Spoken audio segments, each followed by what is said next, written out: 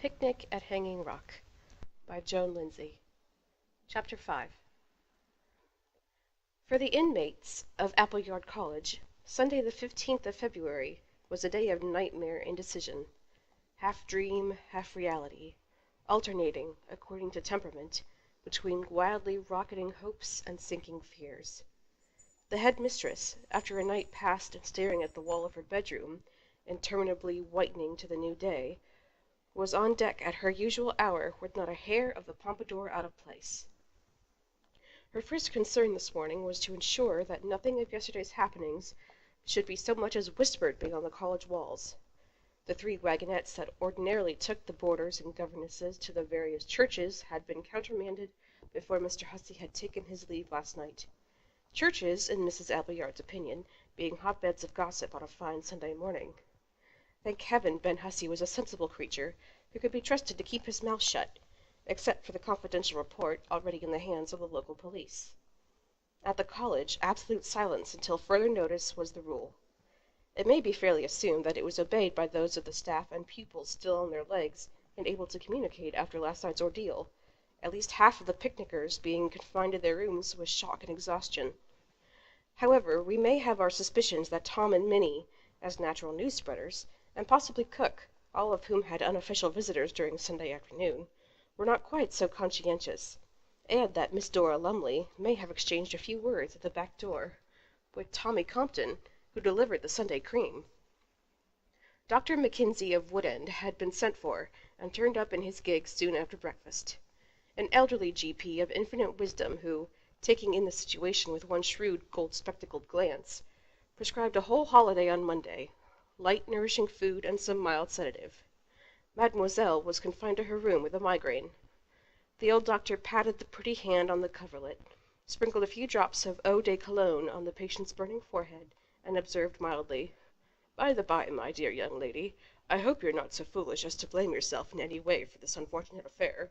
It may very well turn out to be a storm in a teacup, you know." "Mon Dieu, doctor, I pray that you are right." "Nobody," said the old man, "can be held responsible for the pranks of destiny." Edith Horton, for once in her life something of a heroine, was pronounced by Dr. Mackenzie to be in good physical trim, thanks to the prolonged fit of screaming in a girl of her age.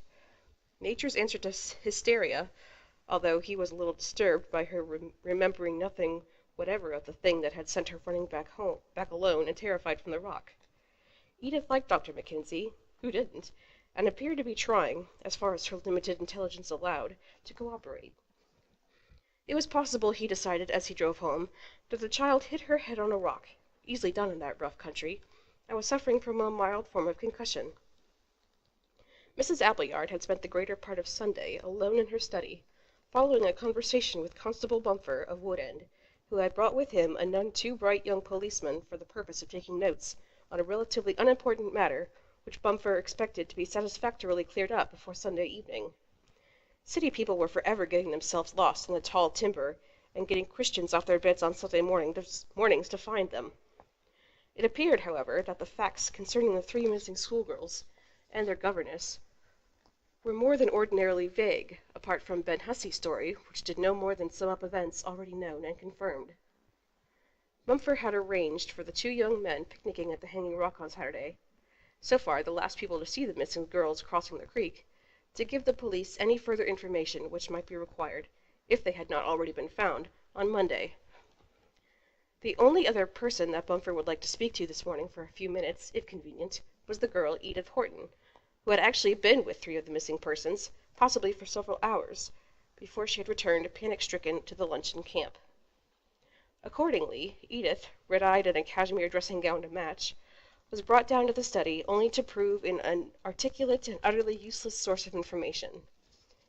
Neither the constable nor the head could extract anything more constructive than a sniff or 2 and sulky negatives.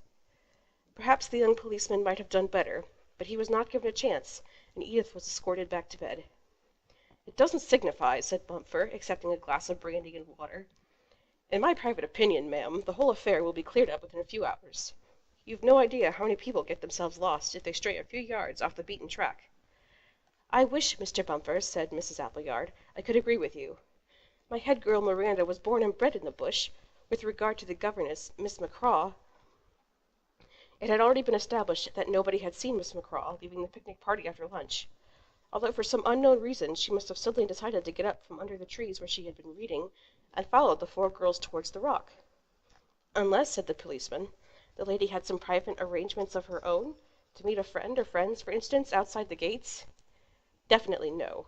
Miss Greta McCraw, whom I have employed for several years, to my knowledge, has not a single friend, or acquaintance even, on this side of the world. Her book had already been found, with her kid gloves exactly where she had been sitting, by Rosamond, one of the senior girls. Both Mrs. Appleyard and the policeman were agreed that a mathematics mistress, no matter how smart at figures, as Bumford put it, could be fool enough to lose her way like anyone else, although the point was rather more delicately made. Even Archimedes, it was suggested, might have taken a wrong turning with his thoughts on higher things.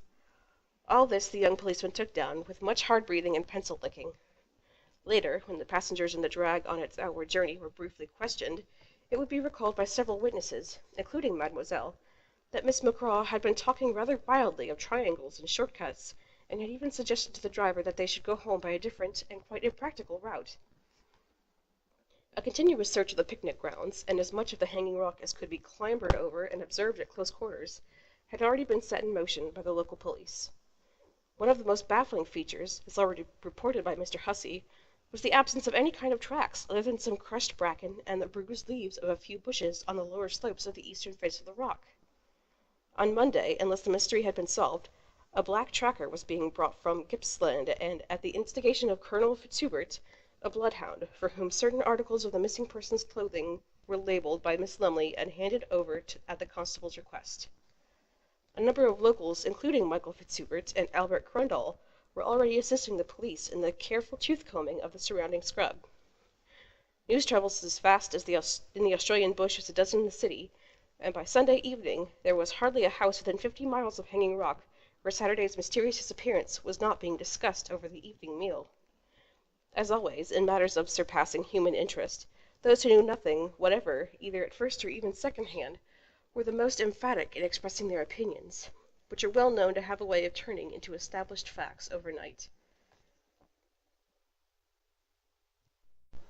If Sunday the 15th had been a nightmare at the college, Monday the 16th was, if anything, worse, beginning with a ring at the hall door at 6 a.m. by a young reporter from a Melbourne newspaper on a flat-tired bicycle, who had to be restored by cook with breakfast in the kitchen and sent back, newsless, on the Melbourne Express.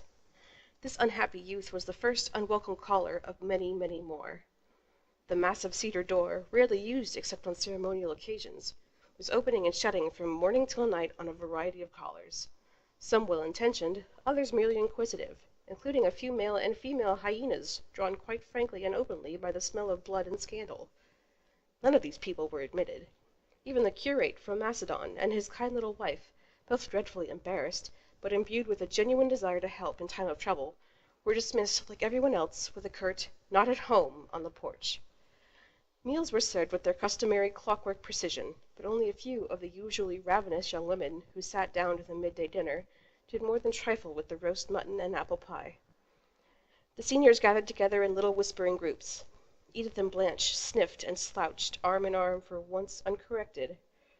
The New Zealand sisters endlessly embroidered, murmuring of remembered earthquakes and other horrors. Sarah Wayburn, who had lain awake all Saturday night waiting for Miranda to return from the picnic and kiss her good night as she always did, no matter how late the hour, flitted restlessly from room to room like a little ghost, until Miss Lumley, whose head was pounding like a sledge-hammer, produced some linen to be hemmed before tea. Miss Lumley herself, and the junior sewing mistress, when not engaged in running messages for the head and other unrewarding duties, complained of their mutual satisfaction of being "put upon," a handy phrase which covered everyone in authority, from the Almighty down. The essay on the Hanging Rock, still chalked up on the blackboard as the major exercise in English literature for Monday, February the 16th, at 11:30 a.m., was never so much as mentioned again.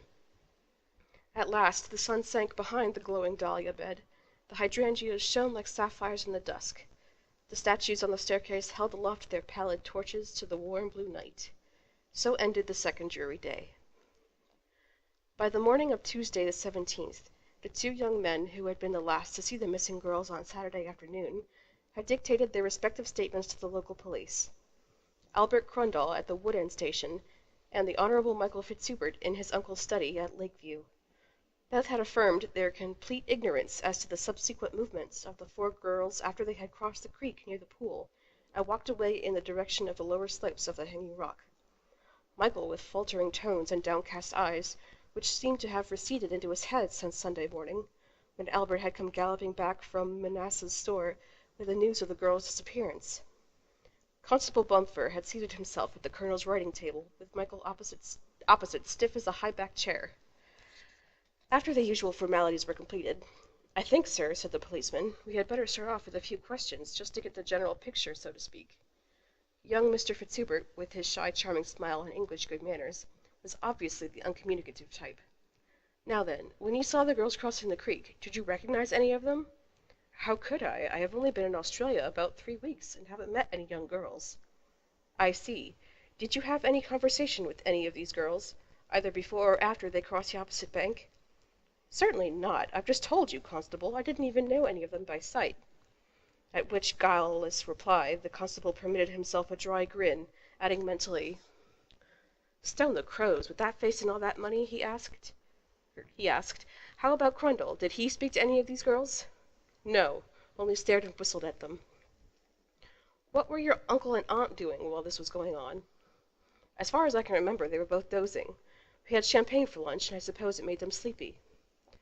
"What effect does champagne have on you?" asked the policeman, pencil in air.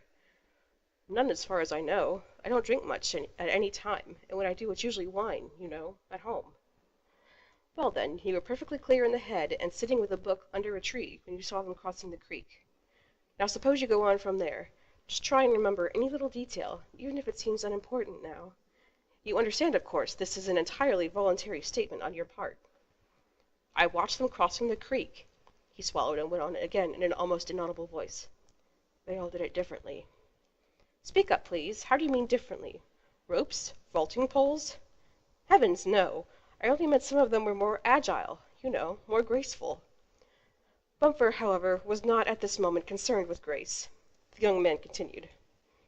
"Anyway, as soon as we were out of earshot, I got up and went over to speak to Albert, who was washing some glasses at the creek. We had a bit of a talk, perhaps 10 minutes, and I said I would take a little stroll before it was time to go home." "What time was it then?" "I didn't look at my watch, but I knew my uncle wanted to leave not later than 4 o'clock. I began walking towards the Hanging Rock. By the time it began to go uphill, there was some bracken fern and bushes, and the girls were already out of sight. I remember thinking the scrub looked pretty thick for girls to tackle in light summer dresses, and expected to see them coming down any minute. I sat down for a few minutes on a fallen tree. When Albert called out, I came back to the pool, immediately, mounted the Arab pony, and rode home, most of the way behind my uncle's wagonette. I can't think of anything else. Will that do?" "Nicely, thank you, Mr. Fitzhubert. We may get you to help us again later." Michael groaned inwardly. The brief interview had been a fairly close imitation of a dentist's drill boring into a sensitive cavity. "Only one more thing I could check up on before we get it written down," the policeman was saying. "You mentioned seeing 3 girls crossing the creek. Is that correct?" "I'm sorry, you're right, of course. There were 4 girls." Bumper's pencil was hovering again. "What made you forget there were 4 of them, do you think?" "Because I forgot the little fat one, I suppose." "So you looked pretty closely at the other 3, did you?" "No, I didn't." "God help me, it's the truth. I only looked at her." "I suppose you would have remembered if there was an elderly lady with them?" Michael looked irritated. Said, "Of course I would. There was no one else, only the 4 girls." While this was going on, Albert at the Wood End police station was giving his statement to one Jim Grant, the young policeman who had been out to Appleyard College with Bumper on Saturday morning. Unlike Michael, Albert, fairly well used to the twists and turns which a policeman can give to the most innocent remark, was rather enjoying himself, being officially acquainted with the young Grant through the trifling matter of a Sunday cockfight. "I've told you, Jim," he was saying, "I've only seen them Sheilas the once." "I'll trouble you not to call me Jim when I'm on duty," said the other, who had reached the perspiring stage of exasperation. "It don't smell good in the force. Now then, how many girls did you see crossing that creek?" "All right, Mr. Bloody Grant, 4. There's no call for swearing, neither. I'm only performing my duty. I suppose you know, said the coachman, producing a small bag of caramels, and ostentatiously sucking one in a hollow tooth, that this is a statement, what I give to the police free, gratis, and for nothing. I'm only doing it to oblige, and don't you forget it, Mr. Grant. Jim resisted the peace offering of a caramel, and continued. What did you do after Mr. Fitzhubert started to walk towards the rock? The colonel wakes up and starts hollering it's time to go home, and I goes after Mr. Michael, and blow me if he isn't sitting down on a log and the Sheila's out of sight. About how far from the pool would this log be? Look, Jim, you know as well as I do. The bloody police and everyone else know the exact spot. I showed it to Mr. Bumper himself last Sunday. All right, I'm only ascertaining the facts. Go on. Anyway, Michael gets on that Arab pony, what his uncle lets him ride, and rides home to Lakeview. Little beaut! I'll say some people are lucky. Gee, Albert, you couldn't get the Honorable Who's This to give me a loan of it to show at Gisborne? Nothing to beat that pony for 50 miles round here. Mind you, I wouldn't be wanting the saddle and bridle, just the mount for the afternoon. The colonel knows I haven't bad hands on a horse. If you think I've come all the way down here from Lakeview to scrounge a ride on the Arab for you, said Albert, rising. No more questions? Then I'll be off. Ta-ta. Hi, wait a moment. There is one more, cried Jim, making a pass at the other's coat-tails. When Mr. Fitzhubert mounted his pony, and you say he rode home to Lakeview with the wagonette, did you actually see him all the way? I haven't got eyes on the back of me bloody head. He rode behind us some of the way, so as we wouldn't get his dust, and some of the way he was ahead, according to the road. I didn't take that much notice, except that we all arrived at the front gates of Lakeview at the same time. What time was that, do you think? Round about 7:30 it must have been. I remember cook had my dinner waiting in the oven. Thank you, Mr. Crundall. The young policeman closed his notebook with some formality. This interview will be written out in full and shown to you later for your approval. You may go now. The permission was superfluous. Albert was already slipping the bridle over the head of a strawberry cob tethered in a patch of clover on the opposite side of the road. For 3 consecutive mornings the Australian public had been devouring, along with its bacon and eggs, the luscious details of the college mystery, as it was now known to the press. Although no further information had been unearthed, and nothing resembling a clue, so that the situation remained unchanged since the girls and their governess had been reported missing by Ben Hussey late on Saturday night, the public must be fed. To this end, some additional spice had been added to Wednesday's columns photographs of the Honourable Michael's ancestral home, Haddington Hall, inset of sisters playing with spaniel on the terrace. And of course Irma Leopold's beauty and reported millions on coming of age. Bumper, however, was far from satisfied with all this. After consultation with his friend Detective Lugg, based at Russell Street, he had decided to make yet another attempt to extract something in the way of concrete evidence from the schoolgirl Edith Horton. Accordingly, at 8 o'clock on the morning of Wednesday the 18th, another glorious day lightened by a gay little breeze, he had arrived at Appleyard College in a buggy and pair, with young Jim in attendance, for the purpose of driving Edith Horton and the French governess to the picnic grounds at Hanging Rock. Mrs. Appleyard, although the arrangement smacked vaguely of frivolity, could hardly object. The police, said Bumper, were doing their utmost to clear up the mystery, and in his opinion, and in that of Detective Lugg, it was essential that Edith, as a key witness, should be confronted with the actual scene as a spur to memory. The headmistress, aware of Edith's limited intelligence and unlimited obstinacy, plus the possible mild concussion, found the expedition a waste of time, and said so to Bumper, who bluntly disagreed. Despite a rather unproposing manner, Bumper was no fool at his job, and had a great deal of experience in the way different people react under police questioning. He told her, "All of us trying to make this girl remember may have got her more bamboozled than ever. I've known people with shocking memories turn into quite useful witnesses, once they get back to where they started, so to speak. We'll try and take it easy this time." And so, with a relaxing atmosphere in mind, the constable had allowed himself to enjoy the drive with Mademoiselle sitting up behind him smart and pretty in a shady hat, and had even shouted her a brandy and soda, and Edith and young Jim a lemonade, while they were changing horses at the hotel in Woodend. Now they were standing at the exact spot on the picnic grounds where Edith and the 3 other girls had crossed the creek by the pool on the afternoon of St. Valentine's Day. Straight ahead, on the sunlit face of the Hanging Rock, the forest branches threw faintly stirring patterns of shade. Like blue lace, thought Mademoiselle, wondering how anything so beautiful could be the instrument of evil. Now then, Miss Edith, the policeman was well away, all smiles and fatherly patience. In which direction did you say you began walking the other day, when you started off from this very spot? I don't say. I told you before, one gum tree is the same as another to me. Edith, chérie, put in Mademoiselle, perhaps you could tell the sergeant what you 4 girls were chattering of just then.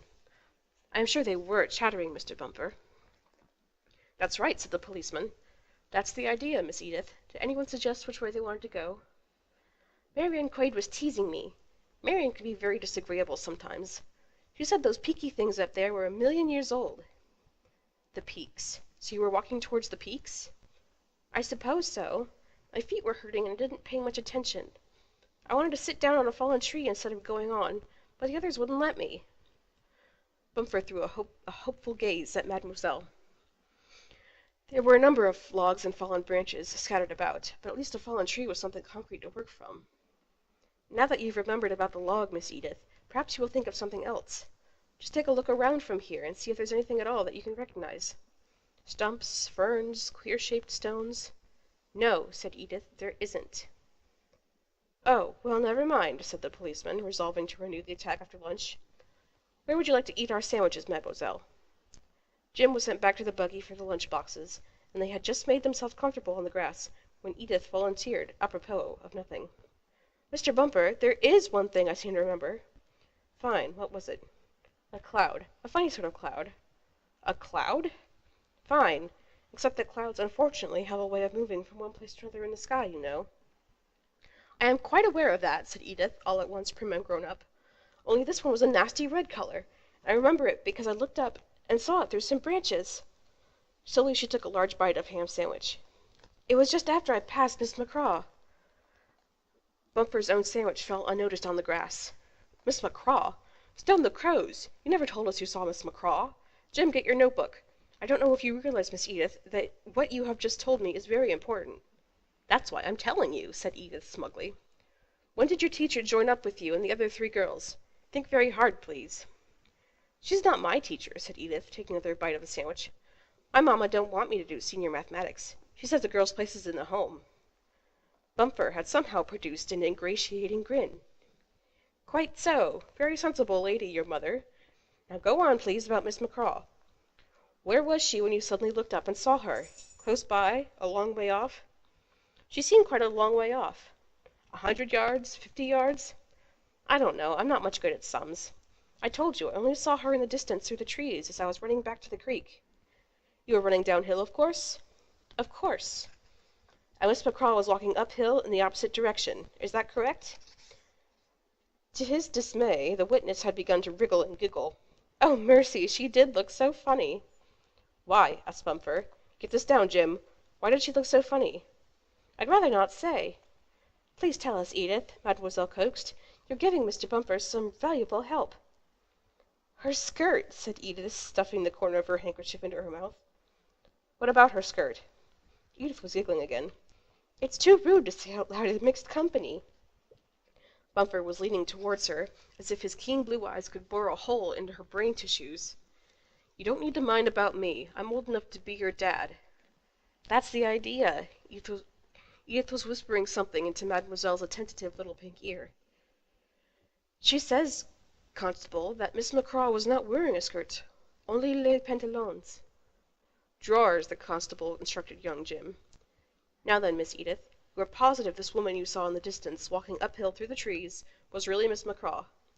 Positive. Wasn't it a bit hard to recognize her without her dress? Not at all. None of the other teachers are such a peculiar shape.